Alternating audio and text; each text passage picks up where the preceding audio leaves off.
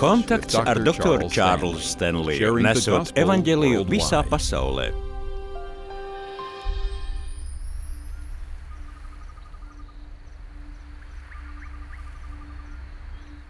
Kad domāju par tavām debesīm, par tavu roku darbu, mēnesi un zvaigznēm, kurām tu esi licis spīdēt, kas ir cilvēks, ka tu viņu piemini, cilvēka dēls, ka tu par viņu rūpējies?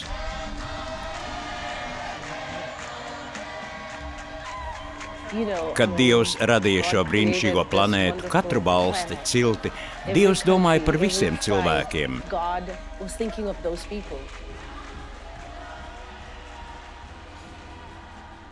Es to novērtēju. Parunāsim vēlāk. Atā.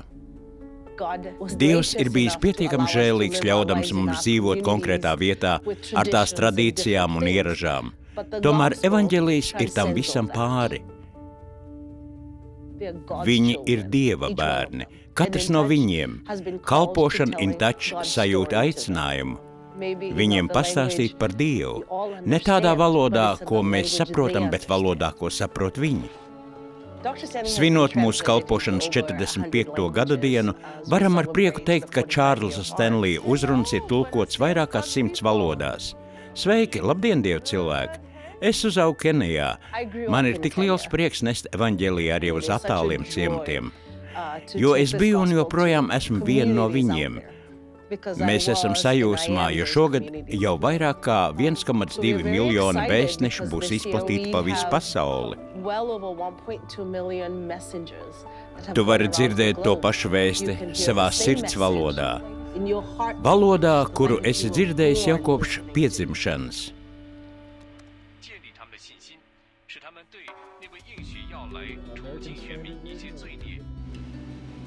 Vēstnesis ir audio ierīce, kuru sākotnēji Čārlzs Stenlijs bija iecerējis nosūtīt Irākā esošiem karavīriem.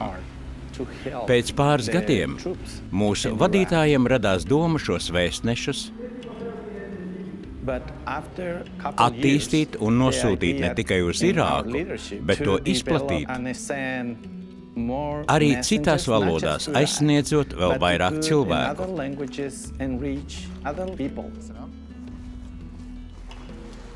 Sākotnēji bija pieejamas Čārlza Stenlija māceklības uzrunas, tad pievienojām arī svētrunas, kurās runāts par evaņģelija praktisko pielietojumu. Pāri tam visam bija jaunā derība. Tagad esam ierunājuši jau visu Bībeli, kas tulkota jau vismaz 128 valodās. Es citēšu Čārlzu Stenliju, mēs esam aizgājuši tālu, tagad iesim dziļumā. Lūk, tepat atrodami daudzi praktisko principu piemēri. Cilvēki ir nākuši pie mums ar jautājumu, vai varat nākt pie mums un mācīt par to, ko sludināt?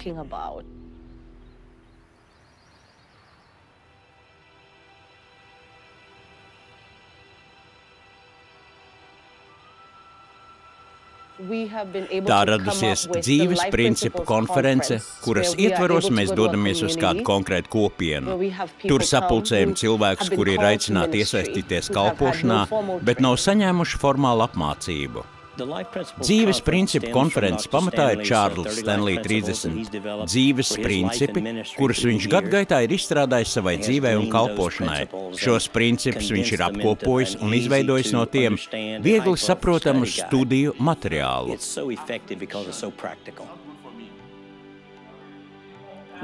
Parasti šīs konferences noturam attīstības vai mazattīstības valstīs, kur mācītājiem nav pieejams formālai apmācībai.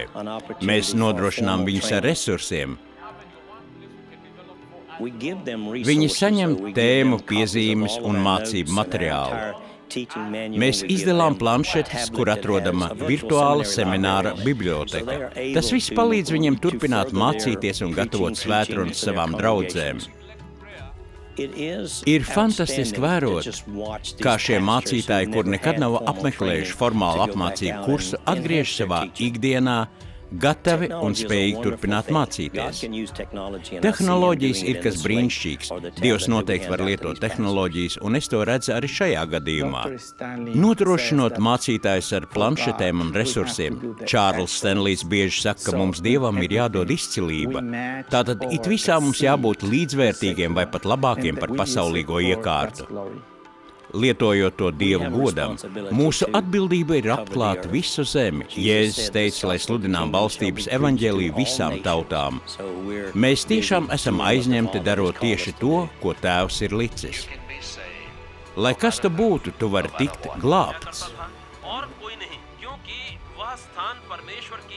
Porque tu nos deste tudo na cruz. Assim oramos em nome de Jesus. Из руки моей, когда мы согрешаем перед Богом, Он наказывает нас. Pagó la totalidad de su deuda. ఒక్కరిని కూడా నేను తొలగనియ్యను. Dievs ir aicinājis mūs uzrunāt tevi tur, kur tu esi. Ja tas kungs mums ļaus, mēs ieradīsimies pie tevis, lai parādītu, ka arī no turienes, kur tu esi, tu vari dzirdēt Jēzu. Tas ir diezgan neticami.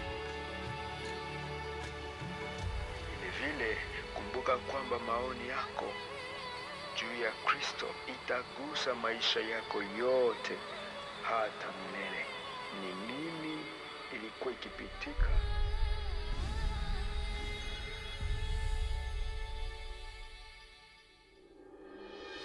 Turpmāk raidījumā konteksts dievbijīgas mātes īpašības. Bībelē ir minētas daudzas mātes. Kādas no tām labas, citas netik labas? Viņas ir svarīgas mūsu sabiedrībai. Katram no mums ir bijusi māte. Varbūt tu viņu esi mīlējis, iespējams neesi, bet tev ir māte, un Dieva acīs viņa ir īpaša. Paturot to prātā, es aicināšu tevi atvērt 2. vēstuli Timotejam, 1. nodaļu. Lūk, ko Pāvils saka Timotejam. Pāvils, Kristus Jēzus apustulis pēc Dieva gribas ar dzīvības apsolījumu Jēzu Kristu, Timotejam savam mīļam dēlam žēlastība, apžēlošana, miers no Dieva Tēva un Kristus Jēzus mūsu Kunga. Pateikdamies Dievam, kam es kalpoju kā mani tēvi ar skaidru sirdsapziņu, es nemitīgi pieminu tevi savās lūkšanās nakti un dienu. Es ilgojos redzēt tevi, atcerēdamies tavas asaras, lai es taptu pilns prieka. Un pieminu tavu neliekuļoto ticību, kas pa priekš mita tavā vecā mātē Loidā un tavā mātē Eunikā, bet es esmu pārliecināts, mīt arī tevī. Aiz šā iemesla es atgādinu tev atdzīvināt Dieva žēlastības dāvanu, kas dota tev ar manu roku uzlikšanu. Jo Dievs nav mums devis bailības garu, bet spēka, mīlestības un savaldības garu. Pāvils to raksta Timotejam, kad viņš bija mazliet zaudējis drosmi darbojoties vietējā draudzē. Kur tad šeit ir redzamas dievbijīgas mātes īpašības? Kāda ir dievbijīga māte? Mēs varētu runāt par skaistu māti, bagātu māti, jauneklīgu māti, dažādām mātēm, bet kā ar dievbijīgu māti? Vai viņa ir nevainojama? Nē, protams, nē. Tomēr tas nozīmē, ka viņai piemīt kas tāds, kas viņu atšķir no pārējām mātēm. Dievbijīga māte ir māte, kura lūdz un lasa Dieva vārdu. Ne obligāti katru dienu, bet tas noteikti ir viņas dzīves ieradums, jo viņa ir pieņēmusi Jēzu Kristu kā savu personīgo glābēju. Viņa tic Dieva vārdam un zina, ka Dieva vārdā dotie norādījumi palīdzēs viņai būt labākai sievai un vēlāk arī labākai mātei. Tas ietekmē to, kā viņa ģērbjas, kā uzvedas, kā strādā, kāda sieva viņa ir un kāda māte viņa reiz kļūs. Tas ir Dieva nodoms katrai mātei – dievbijība. Nevis nevainojamība, bet taisnīgums. Viņas uzvedība, raksturs un sarunas ir saskaņā ar Dieva vārdu. Viņa ir dievbijīga sieviete, un viņas dzīve ir sakņota Dieva vārdā un lūgšanā. Tieši tāpēc viņai tik labi padodas savu bērnu audzināšana, jo viņi ir viņas atspulgs.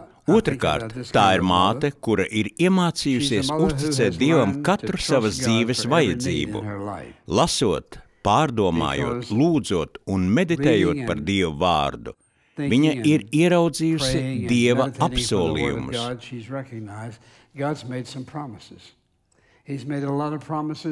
Ne jau tikai fiziskas, materiālas vajadzības, bet arī emocionālas vajadzības. Sievietei, mātei ir tādas emocionālas vajadzības, kuras mēs vīrieši nevisai izprotam. Mēs gribētu to saprast labāk. Sieviete, kas mīl Dievu, pavada laiku vārdā, uzticas Dievam un uzticas Viņam ikvienā vajadzībā. Viņa nerunā par savu nabadzību. Viņa nesūdzas, ka viņa ir mazāk kā citiem. Viņa runā par to, kā ar Dievu pietiek. Es nekad nedzirdēju savu māti sūdzamies par nabadzību. Mēs dzīvojām nabadzīgi, bet viņa par to nerunāja. Viņa nedomāja par nabadzību. Viņa pateicās Dievam par tiem $9.10, ko katru nedēļu nopelnīja audumu fabrikā. Viņa nekad nerunāja par nabadzību, par trūkumu, nekad nesalīdzināja sevi ar kādu citu. Viņa uzticējās Dievam. Trešā dievbijīgas mātes īpašība ir tā, ka viņa ir dāsna pret citiem. Tāda bija mana mamma, ļoti dāsna. Atceros, kā arī tad, kad mums nekā nebija. Mēs vienmēr kaut ko iedevām citiem. Ejot prom no mūsu mājām, cilvēki nekad neaizgāja tukšām rokām. Tāda bija viņas sirds. Dāsna sirds nav sautīga. Dāsna sirds domā par citiem, jo reizēm vienīgais, kas tev jāiedod savam ciemiņam, ir iedrošinājuma vārds. Reizēm iedrošinājuma vārds ir daudz spēcīgāks par naudu vai stāvokli dzīvē. Tas izpaužas tavā raksturā, tajā, kas tu esi. Kaut kas ir citādāk tavā garā. Dievbijīga māte ir dāsna pret citiem. Viņa zina, kad kādam izteikt komplimentu un izdarīt to tā, lai otrs no tā iegūtu svētību. Viņa ceļ citus. Ikvienam vajadzīgs kāds, kas reizēm paceltu. Neviens nevēlas tikt nospiest pie zemes. Ja vien mātei tas ir iespējams, viņa būs dāsna pret saviem bērniem, vīru un citiem cilvēkiem. Atceros, ka bērnībā dziļās depresijas gados nebija retums, kad pie māju durvīm klauvēja apkārtnes bērni lūdzot pēc lieka maizes gabaliņa. Pat ja mums nekā nebija lieka, mana mamma vienmēr kaut ko iedeva. Tāda viņa vienkārši bija. Viņa bija dāsna sieviete. Dāsnums ir dievbijīga īpašība. Ne tikai, ko es varu izdarīt sev un savai ģimenei, bet arī, kā es varu palīdzēt citiem. Tāda ir Kristus līdzība. Dāsnums ir labs visiem. Ir labi dot otram cilvēkam. Mēs reti domājam par dāsnumu. Tā ir ļoti svarīga dievbijīgas sievietes īpašība. Dievbijīga sieviete paklausa Dievam. Viņa zina, ka paklausība Dievam nāk viņai par labu.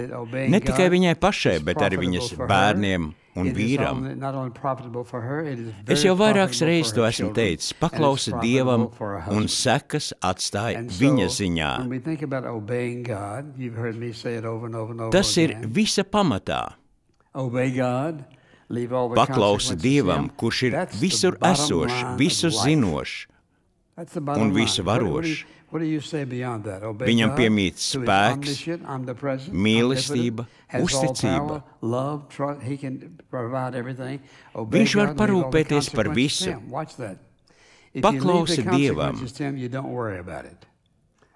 Ja tu atstāji sekas viņa ziņā, tu pārstāji par to raizēties. Dievbijīgas sievietes gars paklausa Dievam, atspoguļojot pašu kungu Jēzu Kristu. Vēl viena dievbijīgas mātes īpašība ir piedošana. Piedošana ir absolūti neiztrūkstoša. Ne tikai tāpēc, ka Bībele mums māca par tās nepieciešamību.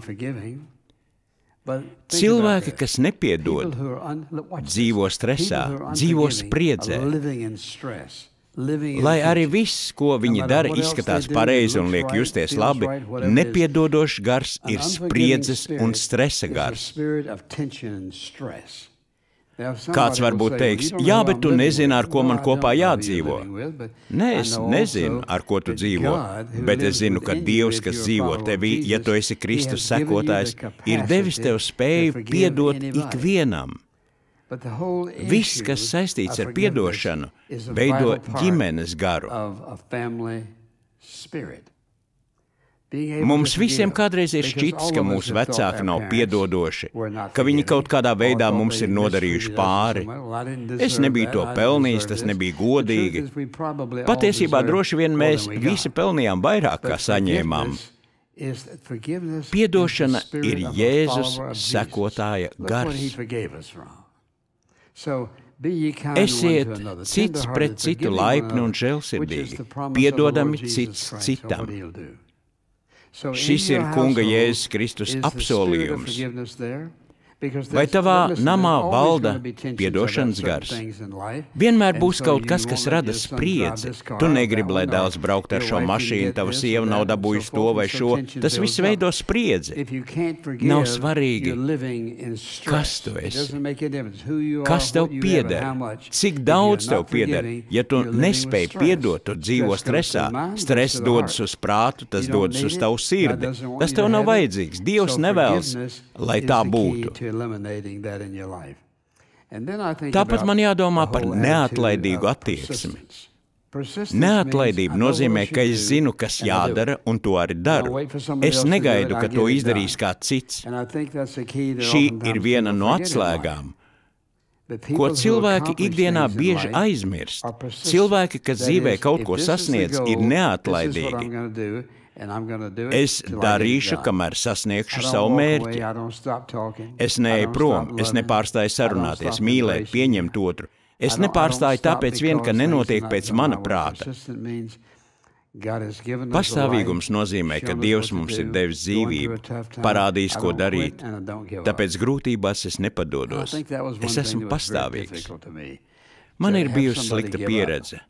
Kad kāds padodas, tu esi devis labāko no sevis, bet otrs to nenovērtē vai neierauga. Ir bijušas reizes, kad man jānometas ceļos, lai lūgtu. Kungs, neļauj man zaudēt drosmi, lai ko es redzētu, lai ko justu, neļauj man zaudēt drosmi, ļauj man iet uz priekšu, ļauj man turpināt. Lai to saprastu, jums vajadzētu pabūt manā vietā, kad man pašam esot grūtībās, katru svētdienu jāstāv jūs priekšā, lai sludinātu evaņģēliju. Man ir bijis jābūt drošam, ka mana sirds ir tīra, šķīsta un piedodoša. Dievs ar to visu tiks galā. Bet tev jāturpina iet uz priekšu. Piemēram, māte ar zīdainīti. Cik bieži viņai nakts laikā nāks celties, lai aprūpētu mazuli? Dievs ir mātei ielicis apbrīnojamu apzinību un gatavību darīt jebko, kas viņas bērnam vajadzīgs. Domāju, ka vīriem, tēviem to vairāk būtu jānovērtē dievbijīgā mātē, neatlaidīga. Jēzus bija kalps. Caur savu vārdu viņš māca, ka mūsos jābūt kalpa garam. Mēs nedzīvojam sev, bet citiem.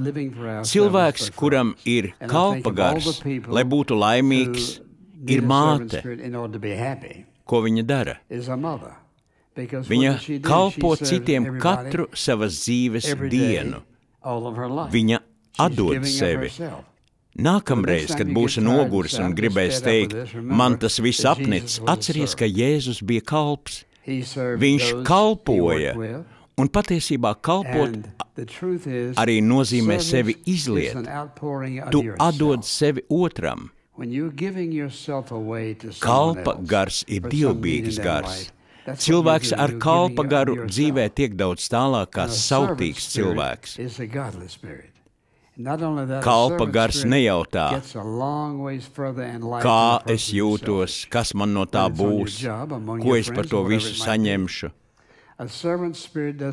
Nē, kalpa gars jautā, kā es varu tev palīdzēt, ko es varu izdarīt viņa labā, kā es varu palīdzēt viņai, kalpojot savai ģimenei, tu kalpo dzīvajam Dievam. Kalpa gars ir dievbijīgs gars. Tas nozīmē dzīvot kārtīgu dzīvi. Tā ir sakārtota dzīve, kur visam ir sava vieta. Maziem bērniem, 6, 7 gadus veciem, kuriem jādodas uz skolu, viņu dzīvē ir jābūt noteiktai kārtībai.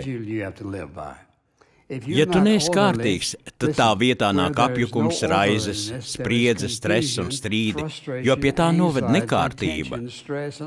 Māte zina, ko viņa darīs un kā to darīs, cik ilgu laiku tas prasīs, un tad viņa to arī izdara.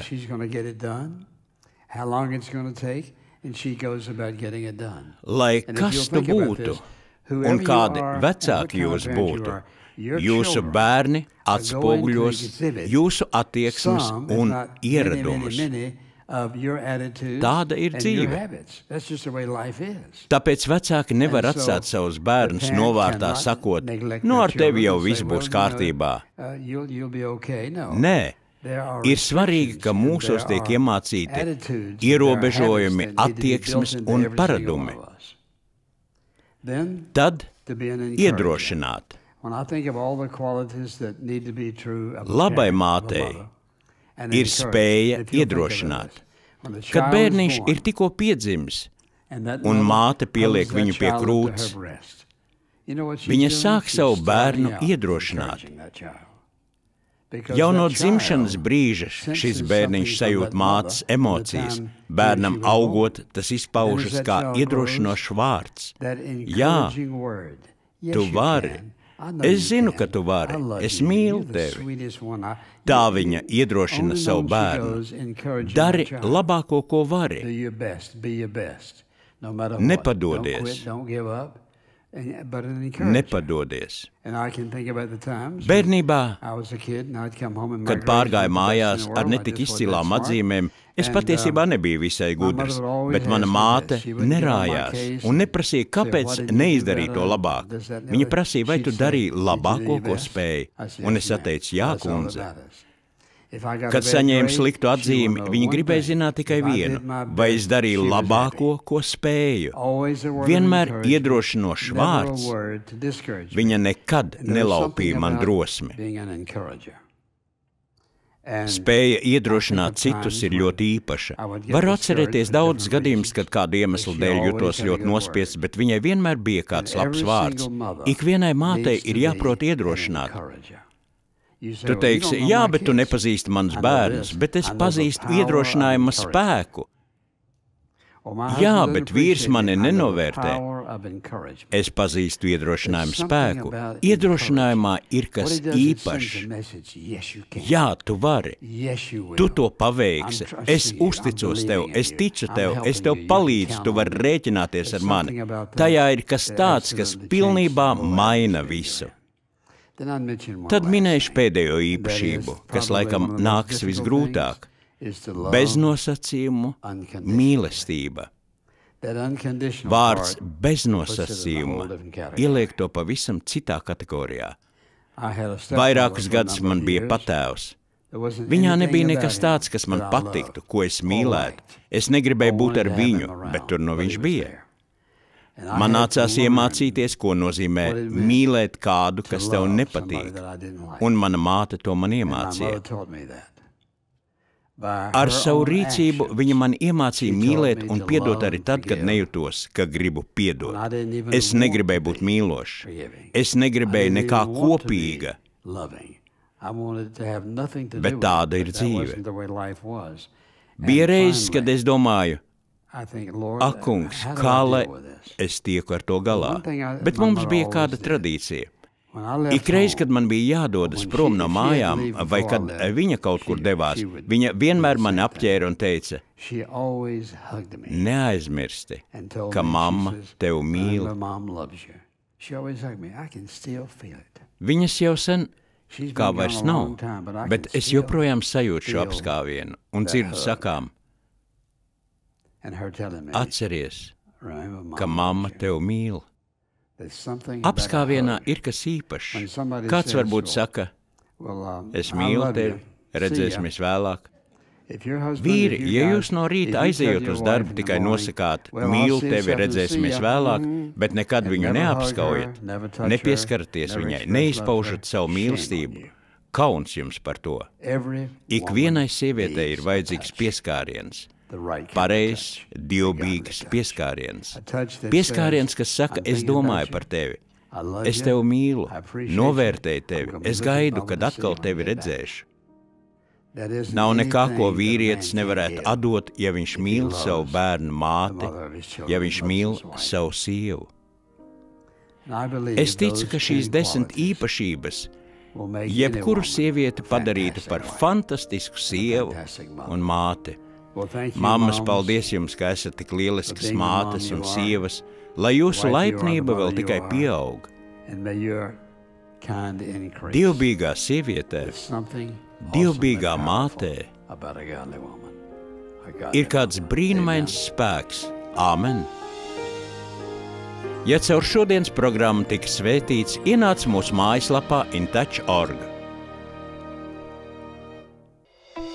InTouch vada cilvēkus visā pasaulē dziļākās attiecībās ar Jēzu Kristu un stiprinot vietējo draudzi. Šo raidījumu sponsorē InTouch ministrija un tā skanējums iespējams pateicoties Dieva žēlastībai un jūsu uzticīgajām lūgšanām un dāvanām.